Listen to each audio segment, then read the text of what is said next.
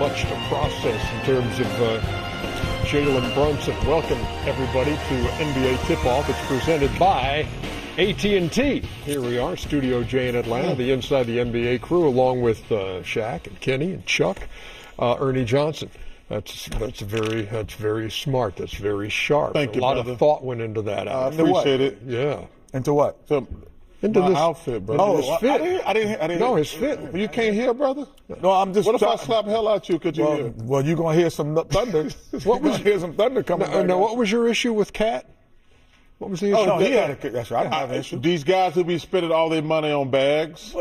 Why are you counting somebody else? That's not the point. It's not your money. You don't have to show people when you got money. Get you just a regular old little bag and walk in the arena. Don't spend all that money on the bag. You're gonna need that money one day. It's like that fanny pack you used to sport. Man, that's quality. Come on, man. Quality bag. Man. That's a $20,000 bag right there. Quality bag. You don't need no cheap bag. That's $20,000 he ain't gonna have to spend on something else. Yeah, like blackjack. Yep, double down. Always double down on 11. Shaq, is this a silly argument to be having as we start the show? Shaq, but it's Chuck. But you agree with me, though, right? First of all, how do you know the bag is 20 stacks? Because I've seen it. That's before. a Hermes bag. I think that's Hermes. That's about 20. I wouldn't know because I'm like you. I think it is. So you're not a 20 stacks bag carrying guy. He's Shaquille O'Neal. Talking to a man who has 28 cars. Toomey. Everybody has their vice. T-U-M-I. No, Toomey. Good. Ain't nothing wrong with Toomey. Toomey. Now that we've got all that out of the way, while the Cavs' biggest lead in Game 1 was 22, it was still 20 with 7 minutes left. And no team in playoff history had come back from that deficit with that time remaining. And it's not exactly a small sample size. Teams were 0-663. Jeez. But then Tuesday happened, and the Knicks roared back to win in overtime. Now the question, what is the lingering effect on Cleveland? We've had 3 quarters of really good basketball. Some of the best basketball we've honestly played in the playoffs. Looking back on it, the fourth quarter, what I'm probably more disappointed about was our offense. Shot quality wasn't great. And for 3 quarters, the ball's moving. We're passing it to the open guy. Swing. It was beautiful basketball. I mean, I don't know. I mean, we gave them a game. I think 90% of the game we controlled it. And the last 10%, they did a great job. You got to give them credit, too, for not giving up and making shots at the end. And that was the game. We got to come out ready to go. Honestly, I think we did. It was the middle of second and third quarter where we let go of the rope. They were playing great basketball. Had us on our heels. I mean, we don't want to be in a position where we're down 22 again. But regardless of what the score was, being able to fight back, having that mindset, it definitely helps. Here it is. This is the place, what it's about. You live between misery and awesomeness, in the playoffs. And this is, of course, misery, but it's probably the 4th miserable game, 4 or 5 miserable games we've had in the playoffs. So it's like, okay, come on, get back on the horse. We go back at it. Cavs are 8-7 overall in this postseason, and this was the final 12:52 of that game, which went into overtime. So the last 7 and change in the 5-minute overtime period, and the dominance of Jalen Brunson over Cleveland as a team. And now we head to the Garden, where Lisa Salters is going to be working the sidelines tonight. So, Lisa, 48 hours later, how are the Cavs mentally handling what happened in Game 1? Yeah, Ernie, well, that's been the question for the Cavaliers, like you said, for the last 48 hours. How do they mentally recover from a loss like this? And Kenny Atkinson's response has been, well, the same way we did all those other times that we had those bad losses in these same playoffs. Atkinson said they went through this when R.J. Barrett hit the 3 that almost bounced as high as the ceiling in Game 6 in Toronto. They were crushed when they failed to close out the last series at home. That was devastating, too, he said. And our response has always been, hey, let's get back on the horse and just keep going. So the Cavaliers, at least outwardly, appear to be owning what happened. They also seem determined to move on. Donovan Mitchell said he really didn't have an answer as to why he didn't score in overtime. He and James Harden were a combined 1 for 10 from the floor with just 3 points in the last 12 minutes of Game 1. Donovan was asked if he was healthy, if perhaps there was an injury that maybe he was playing through, and he said, no, I feel great. Now, Donovan said that he wasn't going to overreact to what happened in Game 1, that it was a bad loss, but that it was just one loss. And his plan was just to watch the film and figure some things out for tonight's game, too. Ernie? Lisa Salters, thank you very much. We appreciate it. Shaq, I got a question for you because we've heard like the Cavalier players afterwards saying, as Lisa points out, hey, it's one loss, it's a loss whether you lose by 40 or whether you lose by 1. Is that something you would truly believe or something you feel like you need to say? You need to say it, and if you want to win a championship and if you think your team has the potential to win the championship, you have to embed that in your mind. My question is, can they bounce back from it mentally? You know, listen, it was a tough loss. They're in New York, 48 hours. I was actually in New York. I read the articles. The articles were killer. Can they bounce back? We're all players. We have egos. So, you know, as you heard Coach and Donovan say, we missed some shots. The offense, you know, forget the defense, you know, forget all that. We missed some shots. So if you stick to that excuse, if you believe that excuse, and if you come out and play like you think you can win a championship, you do have a chance. But again, can they bounce back emotionally? I'm looking to see if they know how to make in-game adjustments. You can't let a guy go at my guy 7, 8, 9, 10 games in a row. At some point, you got to call a timeout. At some point, one of your teammates got to grab me and say, hey, man, send them this way to the help. So can they make in-game adjustments? Will they be ready emotionally? And will they believe the excuses that they set up for themselves? Chuck, Kenny Atkinson, you heard him say that the offense was the thing that jumped out at him and how stagnant things got in that last 7.5 minutes. Well, first of all, let's get one. Kenny Atkinson had a bad 6 minutes, and the Cavs had a bad 6 minutes. First of all, if you got a 20-point lead, your offense and defense sucks. Let's get it out the way. That ain't just no offensive thing. I do think their offense got stagnant first and foremost, but they didn't play it. They can't let James Harden just get abused like that. First of all, if he's not going to play any better defense, because not only he messed up on one-on-one on Brunson, you have to go back and look at the tape. He left those guys open for those wide open threes in the corner. So you factor in when Brunson was, they took him off Brunson, they put him on other guys, and he gave up 2 wide open threes right here. You know, come on, man. That's just a layup. I mean, this is just like, now at this point right here, you just can't let him just cook this dude. So this is just like, listen, the house is on fire. You just got to get your family out. Now watch this here. Hey, now it's too late now. The house is way on fire. There ain't really no help you can do with that 1-4 flat. Well, you got to take the ball out of his hands. Look at that. This is like, Ernie, this is like 7 times in a row. And Mike Brown said, hey, it's no secret. We were attacking James Harden. Yeah. And the same question you asked Brunson the other night, Shaq. Yeah, man, listen, James Harden is not a great defender. However, Brunson is not a great defender either. So if I'm Cleveland, I'm also going at him. The last, you know, when he hit those 7 shots in a row on defense, he rested on defense, which allowed him to have great energy on offense. So if he's going to attack our guy's got to attack him also. How do you keep James Harden out of that situation again tonight, Kenny? Well, you know, James, first of all, James is 36 years old. Oh. So you know, he should be getting cooked by Brunson. By Brunson. You know, however, you know, he is still formidable on the offensive end. So if you're going to hide him, at times you're gonna have to go double. And who am I gonna leave? I'm gonna leave Bridges or I'm gonna leave Hart. And I'm gonna say you guys are gonna have to be stars in this series. And if that happens, congratulations. But if you allow this guy to play one-on-one basketball, he has been the clutch player in the NBA at one time. I think the best clutch player down the stretch. And he's been little Wemby in terms of down the stretch for these games. So you can't allow him to play that. Or you go zone. You're like, oh, we're just going to zone up because this guy's just beating us off the dribble and we don't have the personnel to do it. But the last thing I would do, I would not switch pick and rolls. Like, my guy's got to fight through or go under to not have James Harden guard him in those areas. But why are we switching every single pick and roll when all you have to do is fight through a screen by another guard? So he's not even fighting a screen on a big. From a big. He's fighting it from another guard. He could just get through that screen and play who he wants to guard him and but also, switching. If you look at those plays, it wasn't no screen coming. That was just cooking James' ass. Yeah, so number one, James got to take more pride in his defense. But Coach Atkinson, he didn't make any adjustments.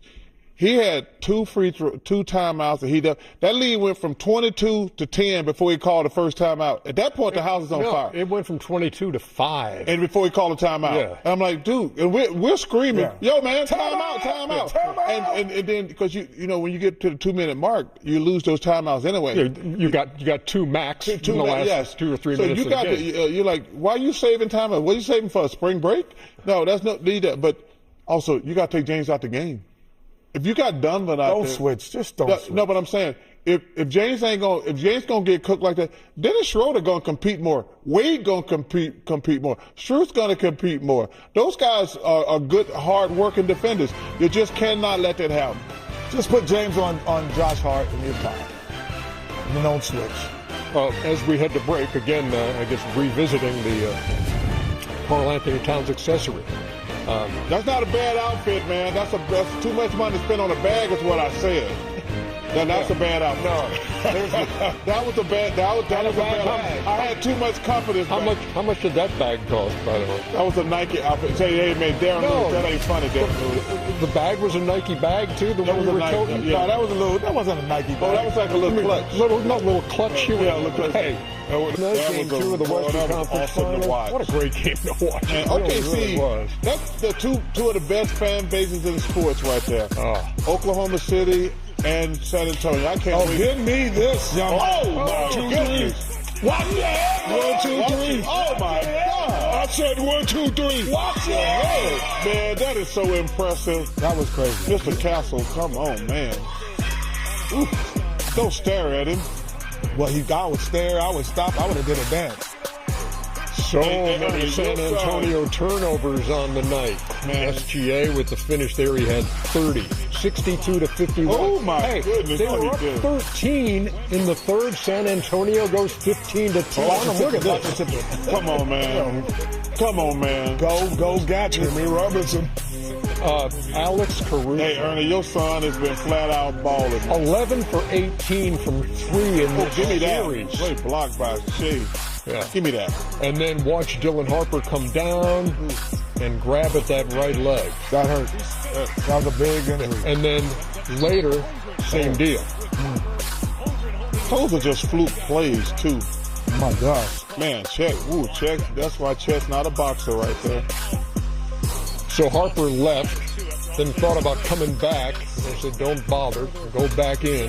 You can't take no chance with them hamstrings. Well, no doubt. Oh, my. Oh, don't do that to it. Oh, my. Come on, man. Come on. Don't be treating nobody like that. Oh, baby. Come on. Into that. Oh, let it get back up. Let it recover, though. Let it recover. Wait, what? Let it recover. Way to get back in way to get in the picture. Hey, how good is the Oklahoma City bench? Man, Jared McClain, I don't know why the hell the 76ers traded you. That was just stupid. I tell you what, that boy Vassell would shoot that thing. Vassell was. Oh, got him. Knocking those down as they just wouldn't go away, but too much SGA down the stretch, and the series is tied at a game apiece after that 122 to 113 win.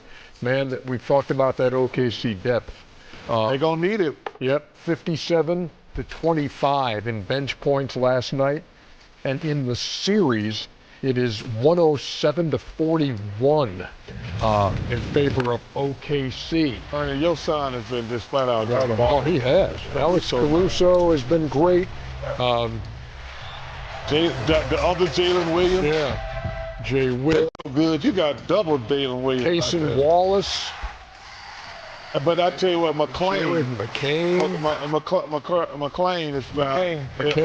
I tell you what, man, Philadelphia. I don't know what the hell y'all were thinking.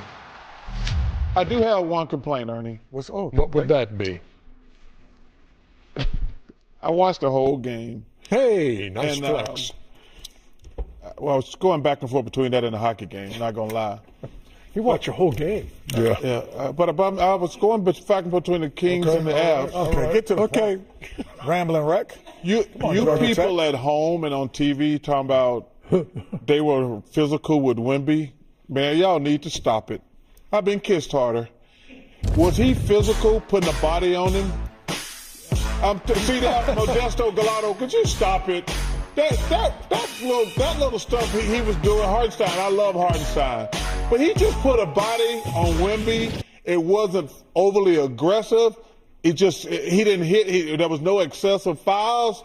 But for you people thinking that's physicality, y'all need to shut the hell up. Well, in this day and age. Well, That's right, Ernie. This day and age. Yeah, but I don't think Wemby's complaining. So he's No. not worried about it. I think Wemby's like, okay, you want to play like this? I can Play like what? No, whatever you want You to play. don't want to like. be touched at all? Wemby's not complaining. That's the fans complaining. And the You're yelling announcers. at the well, And you're the yelling at announcers. them. Well, I will say this. The one thing that will change the direction of the Spurs, I've never seen this ever happen, where a guy can be so dominant when he's got the basketball, but he still turns it over. And that's Castle. 20 turnovers in 2 games. That's crazy. Because usually you're turning the ball over because guys, you can't really handle them. But when he doesn't turn it over, he is dominant against these guys. All you have to do is keep the basketball. But in fairness, it ain't all him.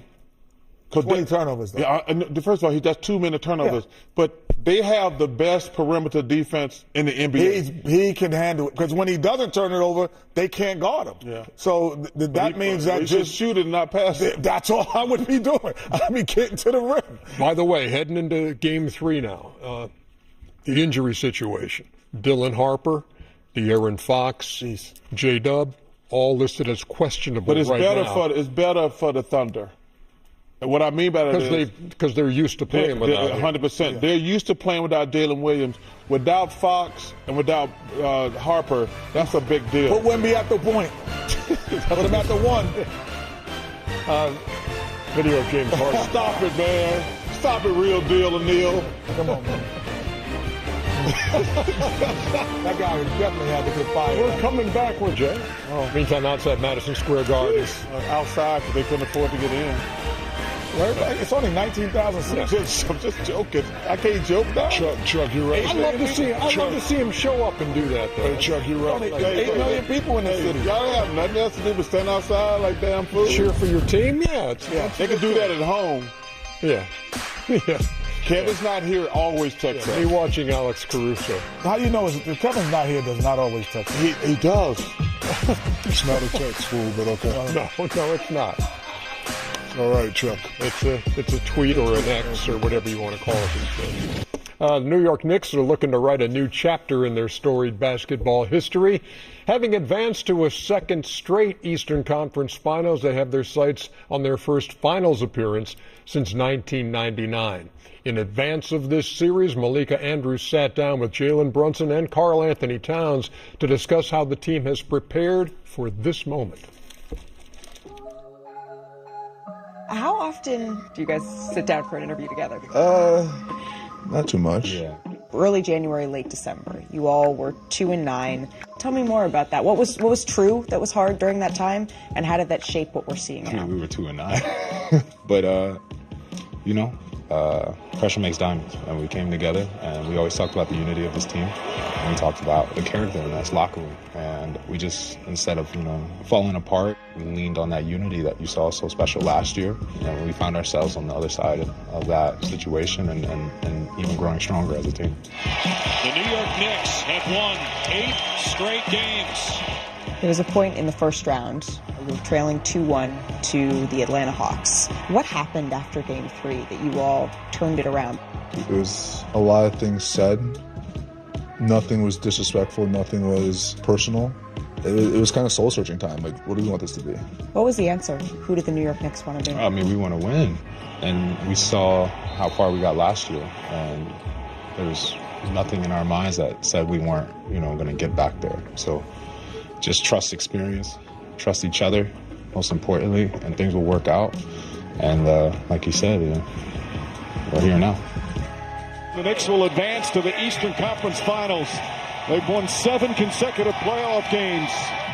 Karl, you've been sort of the hub in a lot of ways of the offense in a new way lately. What has that opened up for this Knicks team? I think it just, one, allows, our cap to not have so much pressure on him to bring the ball up and to have to make the plays all the time, And I think we put so much on his shoulders to do for our team so we could have a chance to win. It's great that I could help him. We need him to save his energy, because we all know, especially last year, he got a whole award for what he does in the fourth quarter. Brunson, three-pointer, puts it in! Captain Clutch has come alive! It's really cool to see Cat, what he's been able to do. Obviously, he's had in his repertoire, and I think us having to go to that during the Atlanta series, we kind of saw something that we can continue to do more of. Whether we ask of him, he does it. It's just the type of person he is. Did you hear that Jalen, he was asked about that and not having the ball in his hands as much? He said, I'm not a star. 1, I'm not a star. 2, I want to win. It's true. You're not a star. You're a captain. Okay. There you go. Semantics? He's annoying. He's annoying. Oh, my gosh. All right. There's something special that happens after you guys win, and it's a dance party that's happening outside. Can you just describe the feeling in the city right now? The energy's crazy. The fans really believe, and that's something that we were able to provide them. You know, that belief, that hope. So, you know, we got to continue to do our part to give them something to cheer for. Would you ever go out there? I thought about it, then I saw J.R. Smith, and I don't know now. Maybe after a championship? That would be the only time I'd do it. But still, it might be even a little crazier then. You're facing the Cleveland Cavaliers. I mean, obviously they're a great team, well coached. They have a variety of ways they can beat you. They can beat you with the 3. They have a lot of creators, but obviously Donovan and James do a lot of great things for their team. So I think for us, you just got to kind of lock in and make things as difficult as possible for them. Knicks fans have been waiting to go back to the NBA Finals for an incredibly long time. What would it mean to this fan base, to you all, to be back there? Just because we're standing at the door don't mean we opening the door. You know, we got to do our part.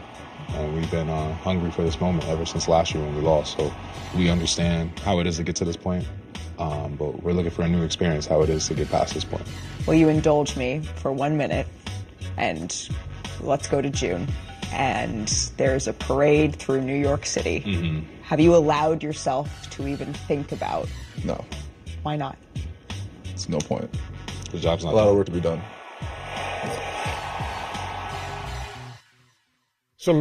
Sometimes, Shaq, a guy has it, and not everybody has it, the ability to take over a game, and when you're down, like they were in game 1, and it became his game.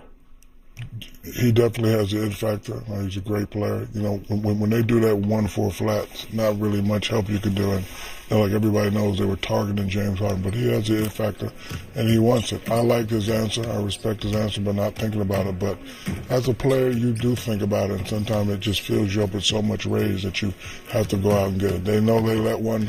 Well, I was going to say let one slip away. They know the first game was lucky. So now, if they want to get to that next level and get to that next series, they got to come out and they got to dominate these guys the next 3, 4, maybe 5 games. And he has the ability. Cat has the ability. And, you know, they played great in the last series. You know, game 1, they was okay. But my question is, can they do it? Can they, you know, bring New York to the finals? And, you know, they say that they're not thinking about it, but as a player, you do think about it. You know, it's interesting because a lot of the talk was about the change in the New York offense and running things through Cat. And we saw as the game began last night, you saw Cat out top holding the ball like a baseball, looking around, distributing. His assist numbers have been way up. But in that game, when it came down to are we going to win this game, it was Jalen Brunson because time and time again. They don't have the same advantage they had in those other series. Cat got to score. Because I'm screaming at Kenny when we watching the game. They got James Harden guarding him earlier in the game. He at the top of the key. He at the top of the key. I'm like, that is so damn stupid. Now, when Joel, who can't move, yes, get Joel away from the basket, he can get all those assists. But if they're going to play James Harden or a little guy on Cat, he got to take his big ass down in the post. But Mobley had good success the other night against Mobley Cat. and Allen, they're the key. And it's a different animal than what he's seen in the Atlanta series 100%. or the Philly series. But they were trying to hide James Harden on him a couple times. I think Allen and Mobley gonna have an advantage because of their mobility.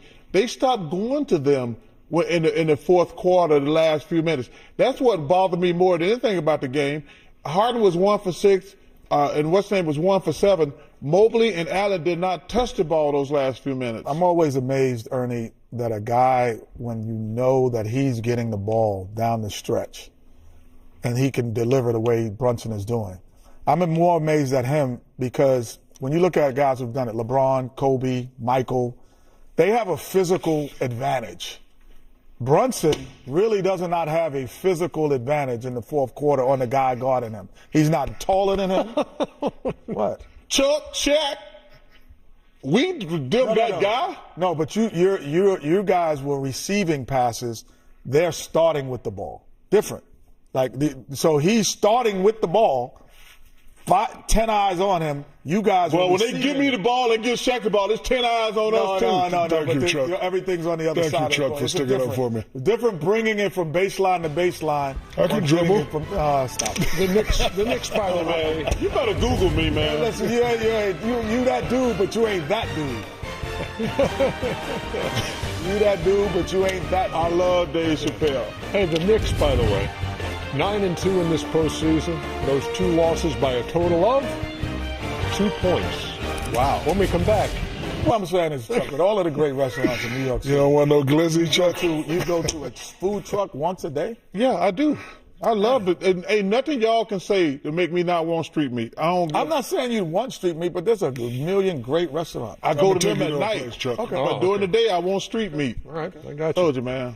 Where were we? In NBA history, there have been 10 buzzer beaters which won series. Okay? Most recent, 7 years ago, Kawhi, the friendly bounce. That was crazy. Knocks out Philadelphia. One of the first happened 40 years ago and is chronicled here by our buddy, Scoop D'Agostino. Were you there? Mr. and Mrs. North and South America and all the ships at sea, let's go to press. May 21st, 1986, the skyscraper takes down the Lakers. For the previous 4 seasons, the LA Lakers had represented the Western Conference in the NBA Finals. But they were down 3-1 to Ralph Sampson and Hakeem Olajuwon. The Twin Towers looking to overpower Los Angeles. The Dream got in a nightmare situation, tossed from the game after catching some flack from Mitch Kupchak with 5 to play. Kupchak and Hakeem go at it, and Lucas wrestles him down, and both benches empty. Teams were tied in the closing seconds. A shot from Byron Scott rimmed off, leaving 1 second left for the Rockets. McRae will inbound. And all in one motion, Sampson caused a commotion. Sampson. It goes. It's over. A miraculous shot by Ralph Sampson. And an improbable finish to the Lakers' reign. Sampson's contorting had all the newsies reporting the big fella had the Rockets lifting off into the NBA Finals. As always, we're giving you the scoops on hoops right here on Great Moments in Playoff History. You ain't gonna Thanks so much, up, Kareem? Yes. Still hurts. C-Rock, what up, brother? You know Michael Hatcher? I don't think so. Well, you know everybody else. Who I said if I know a name, I'm going to say it.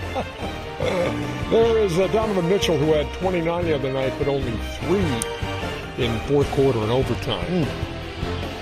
How can they go get that? The Candyman. Candyman. You didn't like Candyman since when he was a Clipper. I don't like nobody. You know that. Yeah. You don't like big men. Yeah, true. True. You know what I'm excited about? What's that? We got a brand new Shaq and a fool. Oh, yeah. And that was a foul. You didn't even call a foul, Steve Jarvis. That was an offensive foul. Oh, was it? He shot the fool. What? He shot the fool. Say what? He shot the fool. What? He doesn't like nobody. Especially Chuck. Number 4, Jalen Duren. No. He will have plenty of time to think about this pass in Cancun. Oh, come on. Great pass, too. That's a great pass. Damn. Don't talk about shooting catches. Yeah. Well, if you have a 3 or a dunk, you always take a dunk. Number 3, DeAndre Ayton. Hey. Dominating. What is this, the big man version of Dominating was dominating in the playoffs. Oh. Come on, man. Damn, Dylan Brooks. You're going to be broke one day with all that ice on. Dominating. Yeah. Come on, man. Y'all got to stop spending all y'all money on jewelry, young guys. Number 2, Andre Drummond. Oh, this is a big man edition. Yes. Big man edition. And guess what? I'm revoking his big man card. Watch this, Chuck. Yeah, this is several attempts. Come on, man. 2. That's not his fault. Why? 3. He can't, you know. Why? I'm going to leave it alone. 6. And the cat says no. All it takes I would have is not one. given Cat the broom. I got it, little man. I wouldn't have been doing that. Charlamagne, we Yeah, I love would you, not have brother. been doing it. Cracks the Liberty Bell. And number 1, Rudy Gobert. Oh, it's the big man version. He got put in a San Antonio spin cycle. Oh, come on, Wemby. I can't wait to see what Chan Trump does with this. I cannot wait to see this. It's a It's a twister. Come on, Rudy. You can't be looking the wrong way. Come on, now. Not the defensive player of the year. You see them Charles, Chuck? Oh, man. Those were some of the best ones of the year right there. Chan, you never disappoint with what you're able to do with Shaq and a fool. When we come back here on NBA Tip-Off, you're going to hear from the Knicks' Josh Hart. So keep it here. Hey, look who's at the game tonight. Come on. Are you believing it? Who's not at the game? Let it go, Rick. Spike is on fire right now. Yep. He is Thank super you. happy. Better be thank you for having your son come to New York City. Changed us. Hey, by the way, Vanessa Richardson had a chance to speak with the Knicks' Josh Hart. Thanks, Ernie. Josh, there are many different ways to win in the NBA. You guys were down by 22. You clawed your way back. What does a win like that say about the resiliency of this Knicks team? I think it just shows the character in the locker room. Obviously, starts from the top, with Dole and Leon, and then trickles down to Mike and, the rest of the guys, JB, Cat. It's just that toughness and that ability to face adversity head on. The defensive pressure you guys had yielded a lot of turnovers. You were a big part of that. What do you like about the defensive identity of this Knicks team? Yeah, I mean, we got to come in with toughness, attention to detail, and focus. And if we do that, play with physicality, play to our strengths, we're able to get stopped and then go out and play fast, and that's something that we really want to do. I just had a great conversation with Mike Brown in the hallway. He said at the beginning of the season he had you guys sign a contract with the 5 standards of the team. And he said one of those standards is sacrifice. And he mentioned you showed that in the fourth quarter. How have those standards and those pillars really guided you guys to winning this year? Yeah, I mean, we talked about it a little bit yesterday, and sacrifice is at the top of it. Obviously, there's accountability. I'm blanking on the other 3. But I mean, that's the makeup of this team, and that's what we want to be right now. That's what we want to be moving forward. And if you do those things, those 5 things, that breeds a championship team.